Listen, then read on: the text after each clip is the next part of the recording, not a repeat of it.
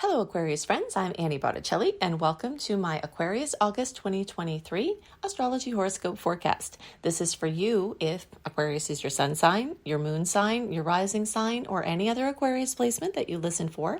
What we're going to talk about here is part of your astrological picture. And if you're a very late degree friend, so birthdays around February 15th through the rest of the sign, or Aquarius degree placements around 23 degrees through the rest of the sign, I suggest you additionally listen to my Pisces report because you very late degree friends will benefit from both readings. I'm alternating showing the charts on the screen. This is a month where you've got the beautiful slideshow. So for the July reports and then again in the September reports, look forward to seeing those charts. But for this month, hopefully you will love the slideshow that you can watch in the video version. And of course, the podcast version is unaffected. I'm very excited to share information with you that will help you to make August the best possible. When we know the astrological weather beforehand, we can plan and align with the natural rhythms of the universe and make things much easier. So we're going to talk about different layers of energetics that are going on this month, some that are general that will affect everybody, some that are specific that are just for Aquarius focus right now. But either way, we're going to paint a picture of August and help you understand the best ways to use the potentials. So again, this month we have many more salty aspects compared to sweet ones. This is nothing to fear. If you're not familiar with my terminology, a sweet aspect is when the planets are getting along, when they're in a nice angle to each other. And the salty ones are when they're in an incongruent angle and they're not getting along or speaking the same language. So that means this month we've got, like July, we've got road bumps. So you're flowing along, bump, flowing along, bump. And there are different ways you can deal with this, but the awareness is key. Just like if you're driving down a road that has speed bumps, if you're trying to blow down that road, you're going to, mess up the shocks on your car and it's going to be uncomfortable. But if you know to just kind of slow down, navigate your way through, these can be as minimally a nuisance as possible. And they do tend to blow over quickly, the types of aspects that are happening at this point. So just something to know. Something else important as a general understanding of this month to give to the layers that we're talking about here is that we still have a break from eclipse season. The April and May eclipses carried intensity even into June, but July and August we get a break to integrate the radical changes that may have recently been introduced. September, right from the beginning, will put us back into eclipse season again as the prelude to the October eclipses, which include the conclusion of the Taurus-Scorpio storyline that began at the end of 2021. That one's been in a tough angle for Aquarius placements. And then we have a continuation of the Aries-Libra stories that began with the Black Moon eclipse in Aries in April. This new set is in a better angle for Aquarius placements, so kind of a mixed bag here. So we have these storylines of me and we, my stuff versus our stuff, and we've got a little break now before things start to heat up again. Two very important retrograde things to know this month, and one of them is the star of our show, Venus retrograde, which we'll get to. But we also have Mercury retrograde. Okay, Mercury rules communication, transportation, the devices and mechanisms for those transports and communications are also ruled. Appliances, electronics are also under there. Things tend to go haywire, plans change, miscommunications are more likely. It's more likely that you'll say something into your voice to text and it will somehow put the F word in there and then you'll send it, so you've got to just know that this month you have to double check things, try to not be too quick or hasty, think through things before you do them, know that plans are likely to change, things you planned are likely to be called into question, and the less you schedule this month, obviously there are things you can't get out of, right?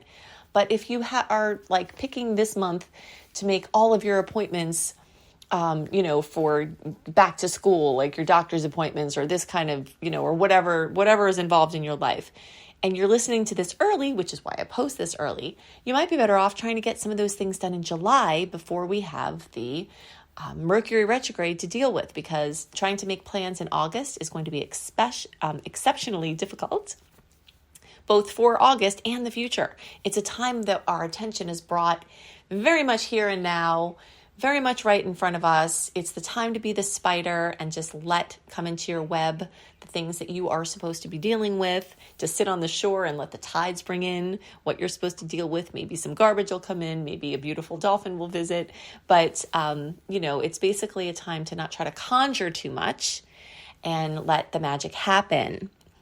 My favorite aspect of Mercury retrograde is what I like to call last minute magic. So if you leave yourself unscheduled, it means you have more time to say yes to sudden opportunities for travel or an invite to a concert or, a chance to catch up and have a long conversation with someone who you've really wanted to connect with. So all of those things will tend to abound at this time. Because the retrograde is in Virgo, it's going to bring a lot of extra, and Mercury rules Virgo, it's going to bring a lot of extra opportunities to edit things, to go back over things, to apply tedious focus onto things that need detail-oriented, attention. So we also have Mars in Virgo. Besides the Mercury retrograde, we have star goddess Pallas Athena there. So there's a lot of a critical eye, attention to detail at this time, where you're going to be dotting I's and crossing T's, and likely a lot of those things are going to be from the past. So projects that you worked on in the past might come back onto your desk, that you've got to redo them. And this is a really great time to redo things. So sprucing up your website, not necessarily launching a new website or not necessarily launching like your big life expression because, the tides are coming in, but it's a great time to spruce things up, to go clean up text, to go just kind of get your systems in order, fine tune things, do a little experimenting, clearing up. It's really well indicated. And because of the retrogrades, you might find that you have a lot of help from the past to do this. And we'll get into some more of this later. The Mercury retrograde is also going to highlight, specifically for Aquarius, attention to matters involving the 8th house, because that's where your Virgo transits are. The 8th house is the house of other people's money, of resources, including spiritual resources. So if you are having to attend to estate details or inheritance details or legal things, those are the kind of things that might be coming back to you. And I'm not necessarily saying this is a great time to try to file or make new all of these things. You have to follow your flow for this, but it's kind of a time for looking at revisions, feeling into revisions rather than launching a new thing, unless it's a temporary or a short-term thing, because the energy is pretty good for that type of stuff. So anything having to do with taxes, kind of solving problems there.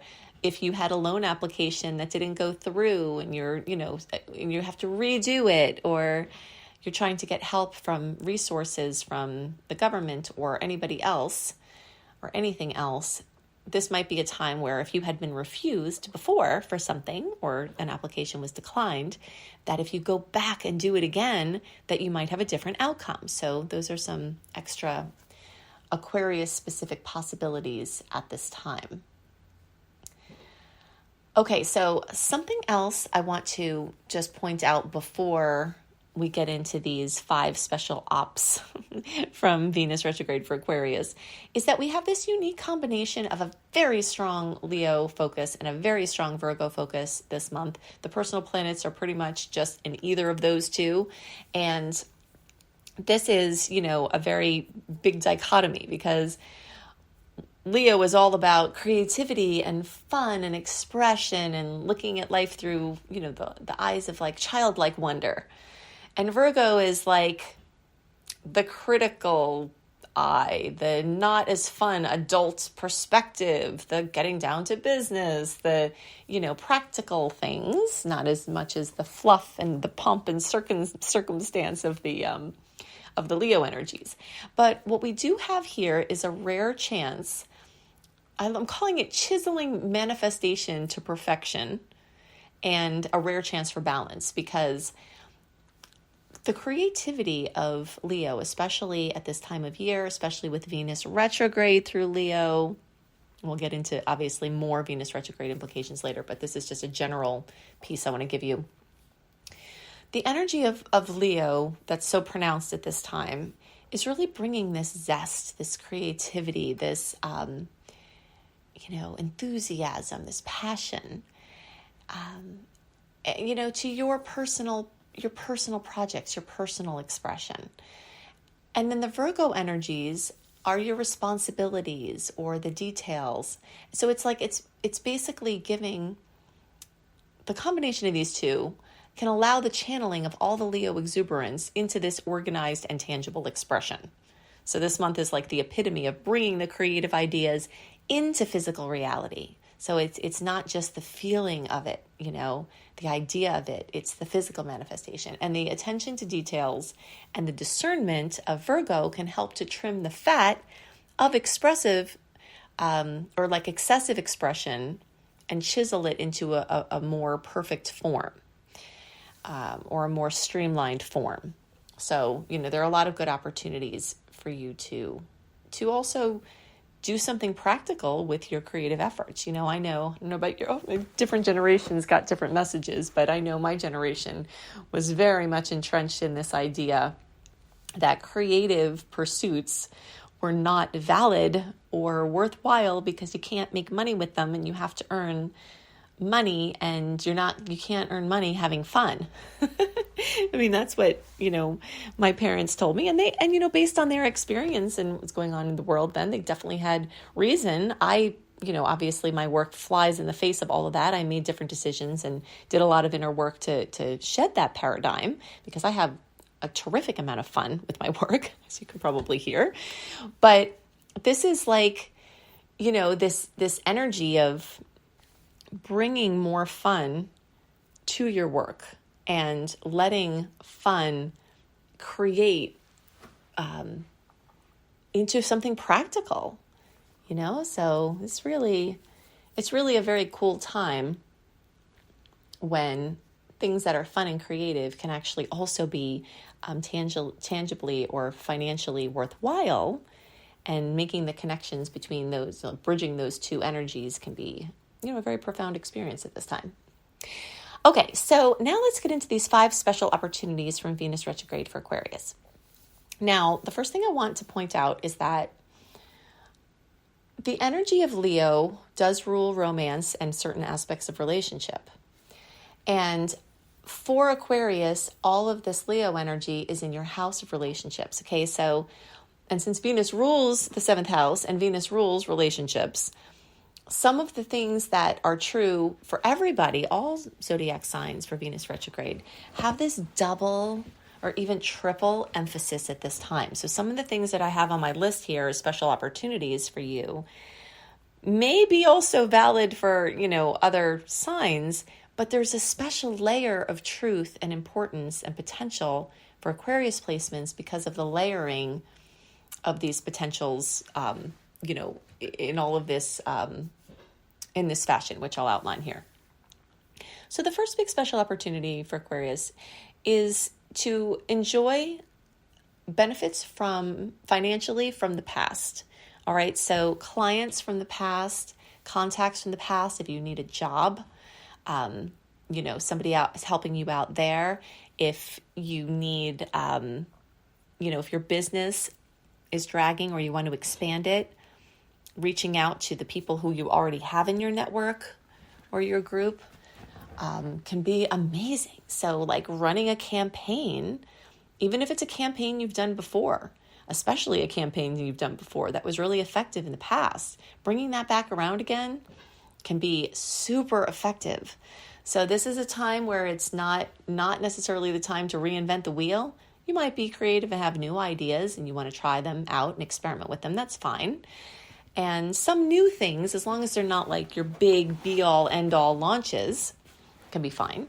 But for the most part, see what worked in the past and do that over again. And you have special opportunities to expand this triple-fold as an Aquarius. The second special opportunity from Venus retrograde for Aquarius is love and zest or romance returning from the past. Okay, so again, this could be a typical Venus retrograde experience, but because this is happening in your 7th house of relationships, there's extra layers of potential for you as an Aquarius here. So if you're in a relationship, things are getting stale, there's trouble, or there's drama, there's a very good chance that if you go back to things that you did before that worked, that you may be able to get benefits from them. The romance can come back, the zest can come back.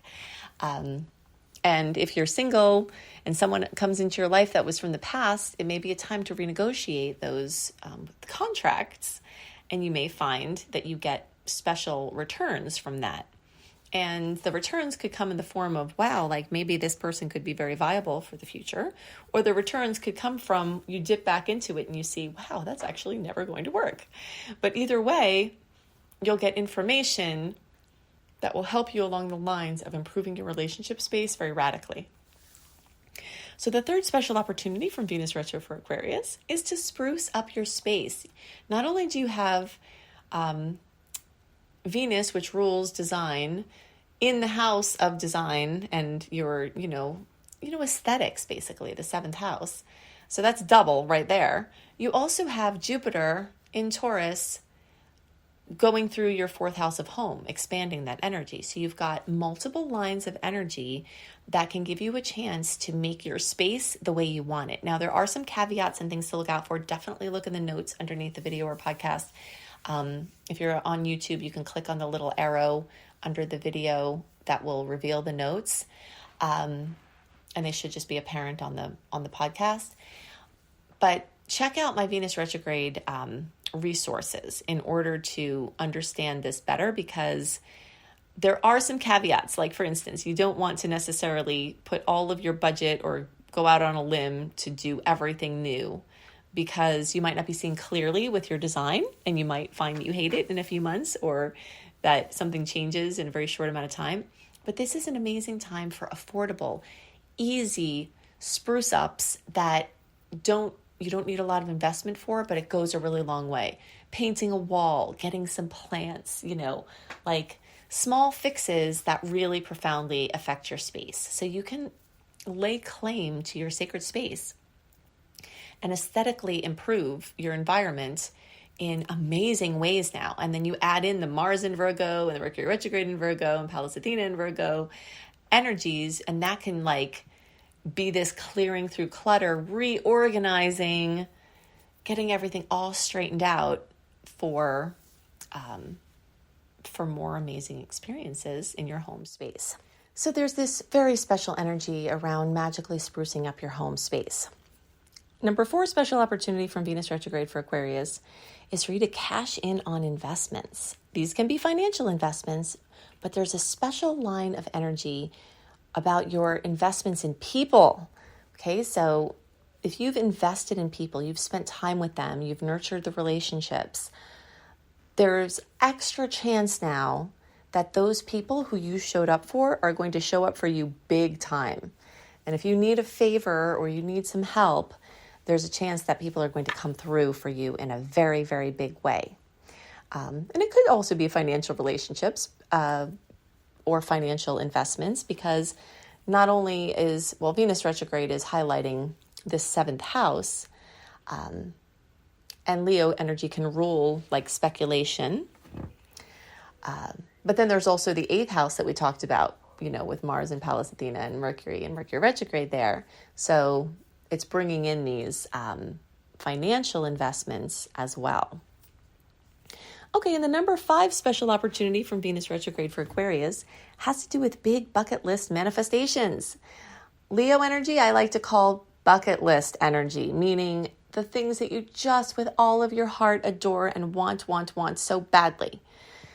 The wonderful trip, the certain material item, the spiritual experience, the, whatever it is, the prolific garden, whatever you've got on your list is your thing that you're just so excited about. There's a very good chance that the retrograde energies could be conspiring to bring those manifestations to you. Now, these might be things that are hard to plan ahead of time. So like if you're hearing this early and you're like, okay, I'm going to plan that big thing now. You can try, but remember the retrograde energies may try to thwart it. But it increases the odds that randomly, possibly even last minute, something that you've really been wanting that will be amazingly magical can come through in a wonderful way and seem pretty much effortless in many cases. So these are very special opportunities from Venus retrograde for Aquarius. Now, couple of random points I want to mention that we're not going to go too deep into, but are important to keep in mind. Pluto is not in Aquarius anymore, but it's close enough to Aquarius that you are still accessing for like 20 years this profound, prolific Plutonian power. Okay, we've got Pluto retrograding back into the very late degrees of Capricorn, but still it's close enough to your sign that for the next decades, it's not going to be far away, or it will be right in it. So just remember that transformation is afoot for Aquarius, and any changes that you want to make into your life are just so supported by this profound, prolific Plutonian power, where you can dig deep from the wellspring of potentials, spiritual, material, physical in your body, the human potential. There's just, it's a very intense energy, but it's very present for you. So anything that you're wanting to change in your life, you can call upon this profound Plutonian power. And then just the reminder that now with Saturn in Pisces, Saturn may be bringing lessons to your finances, or it may be manifesting work that you've done over many years into a material form. And it may be time to build your major construction projects in your financial world. Saturn builds things brick by brick. And so you've got from 2023 to 2026, this energy of building or rebuilding or building upon your finances brick by brick. And that can manifest in very, very, very notable ways. Okay, so a couple of my favorite, or a few of my favorite aspects this month have to do with a sequence of Mars trines. Trines are the most favorable aspect in all of astrology. August 1st, we have a Mars in Virgo trine with Jupiter. August 16th, we have a Mars in Virgo trine with Uranus. August 24th, we have a Mars in Virgo trine with Pluto in Capricorn. So this is like, when we talk about manifestation and material manifestation, you hear that I've had a lot of themes of that this month. Well, these transits just kick that into overdrive. So in the days around those dates, which is pretty much throughout the whole month, there's extra opportunity for action, Mars, ambition, Mars, to result in tangible creations, the earth signs. So just kind of be looking out for that. Things may manifest from things you've done before, or you might, be inspired to make efforts now that could yield surprisingly fast results. There's also a date to watch. The days around August 22nd, there's Mars in Virgo opposing Neptune. Okay, so there could be some confusion, some deception, some security breaches around that time. And the Mars timeline, I'd say at least 5 days before and after the 22nd. So like this, at least the 17th through the 27th. Be on extra lookout for those types of things. And of course, full moon in your sign is very, very, very notable. We only have one, occasionally two full moons in our sign each of the, 13-year moon or 13-month moon cycle. So this one is on August 1st of 2023. We've got a full moon at 9 degrees of Aquarius, fullness, completion, fruition, drama, for better or worse, coming to Aquarius energy, friendships, community-based projects, internet-based projects. For Aquarius, this lands in your first house of your physical body. So this can be something with your health. This can be a manifestation, like a goal for your physical expression. This can be self-esteem progress. This can be recognition, fame. And all of you will be feeling that full moon, but those of you closer to 9 degrees will feel even more. So that's basically, we'll say 5 degrees in each direction. So 4 degrees through around 14 degrees, the closer to 9 degrees. So that's going to be like the last 4 to 5 days of January, and the first 4 or 5 days of February for birthdays, that you'll get the most powerful manifestation from that full moon. And then we've got the new moon at 23 degrees of Leo on August 16th. And of course, Leo is in the sign opposing yours. So that's the other thing to mention is that with all this Leo energy, including the Venus retrograde going on for so long, we've got all of this opposition energy kind of pulling, pushing your me-we sector, dividing your attention, you needing things, people in your life needing things. And you can step into superhero mode and get it all done. But you may, definitely be feeling being pulled in two different directions. Everyone will feel that new moon on the 16th. But those of you who are between 18 and 28 degrees, the closer to 23 degrees, you'll get more of a notable outcome from that new moon. And that's going to relate to around February 8th through February 18th. And the closer to around February 13th or so, the more of a connection there. If you love when I focus on these transits, the sweet ones, the salty ones, the ones to watch, you will love my monthly write-up that I give to my VIP community via email 1 month early, write-up of my favorite aspects, the ones to watch, the sweet and salty dates, and a general write-up of the month delivered in enough time for your planning. So you can see that, plus all my other free resources at anniehelpsyou.com. If you love my content and you want to learn astrology and you want to become a professional astrologer, or you want to study astrology for your own self-development and to help your friends and family, you will love my Becoming a Professional Astrologer Mastery Course. If you think I put a lot into my free resources, you should see what I put into that course. So it's very, very, very comprehensive and growing. So you can, and very affordable, I might add, for what you get for it. So you can see that at beastropro.com, beastropro.com. And then if you want more content and you love the content that I do have a ton of free content. And if you want more, you can join my secret star portal and get all kinds of a growing archive access to my Saturn in Pisces deep dive, my Jupiter and Taurus through the signs deep dive, how to make tough astrological transits easier, how to understand and use your natal chart, the sun moving through each sign, special highlights and focus on how to make the most of those energies, how to use new moons and full moons to their fullest. There's just so much there. You can see my secret star portal at anniebastrology.com. Annie, the letter B, astrology.com. Make sure to look in the notes underneath the video or podcast for those Venus retrograde links so you can get really well versed on this transit to make the most of it. I hope you have a wonderful month, and I'll see you next month. Bye.